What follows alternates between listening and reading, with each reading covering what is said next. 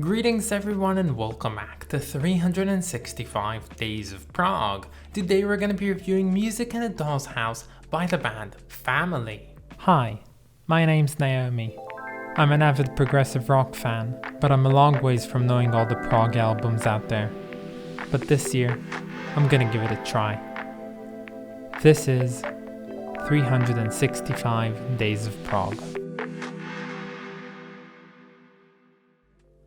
You know, here's an interesting admission. I sometimes just confuse Family and Traffic for no apparent reason. I think of them as like the same band while they're definitely not. And you know, also Focus, Family, Traffic. No idea why I get those all mixed and matched, but apparently I do, and it's just an issue that I have. Anyway, here's some of my favorite bits from this album.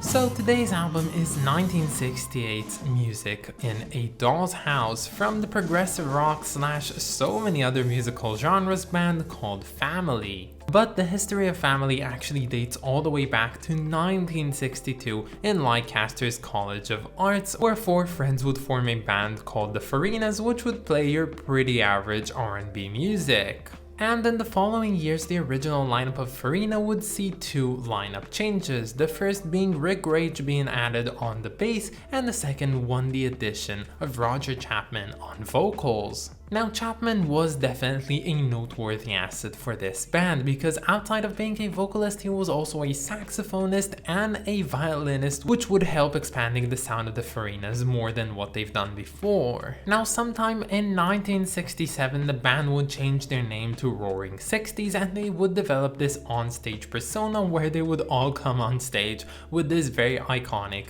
double-breasted suits, which would actually make them look a bit like a mafia gang. And this onstage persona would actually lead their producer at the time, called Kim Foley, to suggest their name to be changed to The Family, seeing as they looked like a mafia family. And well, the band agreed, and homogeneously in some way the band would be shortened from The Family to just Family. Now, during that time, the band started gaining some more traction, mainly for them changing their direction from the mostly bluesy, jazzy, soulish direction into something much more akin to psychedelic rock. And well, this move did prove tasteful with most of their fan base, but their drummer, called Harry Ovna, would not really like this transition of sound, so he would leave the band and instead he would be replaced by another drummer called Rob Townsend. Now, that same year in 1967, the band signed with the Liberty record label, under which they released their first single, and well, this one really didn't make the cut. It didn't really do anything for the band, but luckily they managed to sign yet another record label with the Reprise record label, both in the UK, and then they started working on their debut album in 1968, which would be called Music in a Doll's House. Now, Jimmy Miller, who was the producer for the band's single, was supposed to produce this album as well, but seeing as he was too busy working with the Rolling Stones at the time, he instead let another producer take the job, and that producer was the ex-Traffic member called Dave Mason. And Mason proved to be a great influence on this album's recording, and he even wrote a song which appears on the album called Never Like This, which until this day remains as the only Family song to be found on one of their albums which wasn't written by any of the band members. And during the making of this album and up until this point, Family have become one of the staple underground bands in Britain, alongside bands such as Pink Floyd, The Nice, Soft Machine, and The Move. But their breakthrough would come on the 9th 19th of July 1968 when they would finally release their debut album Music in a Doll's House, which would peak at the number 35 in the top ranks at the UK Billboards at the time. You see, this album on the one hand was just your psychedelic rock, very much rooted in R&B in nature, but on the other hand it was so much more. A lot of it was very much special, the instrumentation on it was unbelievable, and it used instruments which were never really utilized in this context, such as a saxophone, an harmonica, and even the violin and cello combo. And while you can definitely see where Family had their influences come from at certain points, they can definitely be seen as one interesting, intriguing, and unlike any other band at the time, breed of their own. But making it big at their home country of England was one thing, but these guys wanted to get big in other places, mainly in the US. So in 1969 they booked a tour there, and they went and they did it, and well, it went as horribly as you can imagine. During that tour, Rick Reg left the band to join Blind Faith. Roger Chapman half deliberately threw a microphone stand at the festival's organizer called Bill Graham,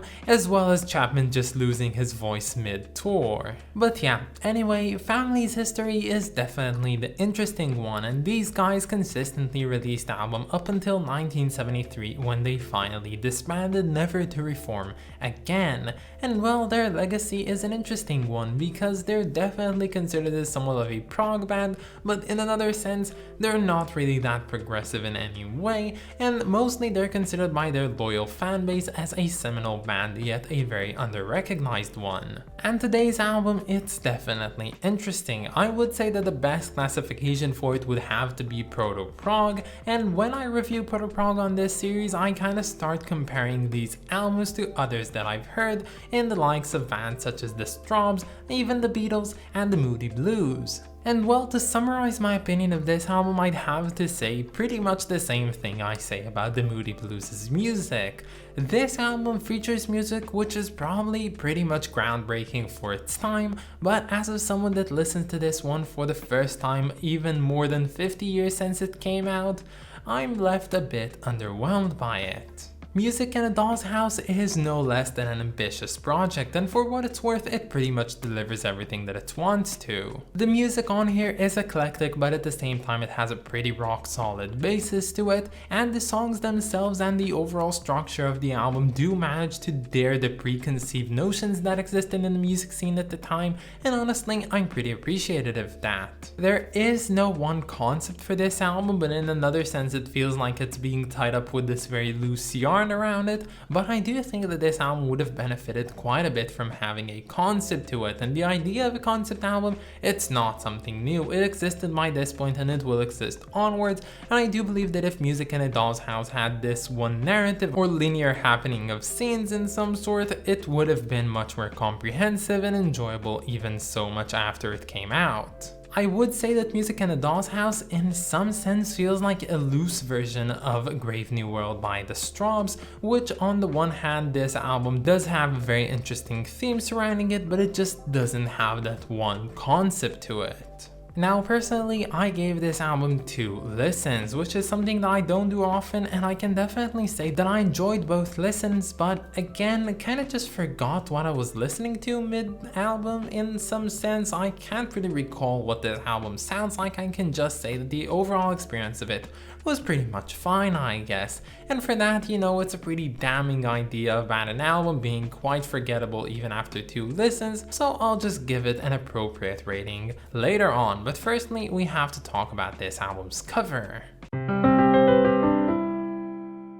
So this album cover, it's pretty cool, and when I reviewed of Cues and Cures yesterday, I actually wanted to say that the cover should have been photographed and made much in the likes of this album cover, but I kinda just didn't want to spoil it, so I didn't say anything. But yeah, as I said, this is a cool cover and it features this sort of cross section that you'd expect to find in a doll's house, but instead of having dolls in it, it features miniature sized or maybe even life sized, who knows, humans inside of it. And on a technical level, I was pretty impressed with this cover. I kinda don't know how they managed to create it, because I don't believe that they created this entire set only to film it from the side.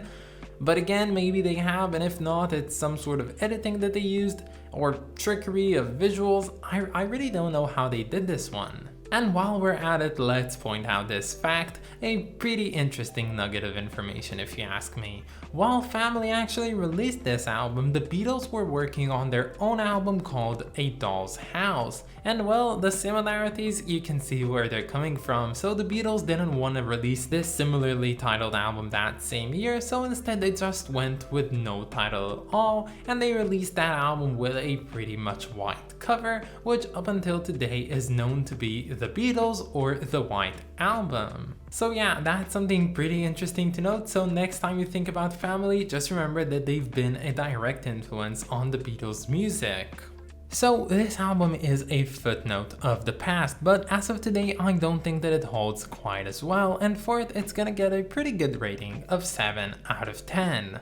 But that's about it, guys. I hope that you enjoyed this video, and stay tuned for tomorrow because we're gonna be listening to Riding on a Tear by Zombie Wolf. Yes, very interesting album. I highly encourage anyone to go ahead and listen to it in preparation for tomorrow's episode. I of course want to thank my lovely supporters over on Patreon, so thank you so much to Clay Wan, Aristop Kings, and Lindsay Haycox. You guys are just the best, and if any of you want to support me over on Patreon, you can find the link down in the description or in my About page. But that's about it, guys. Have a wonderful day, and I'll catch you all tomorrow.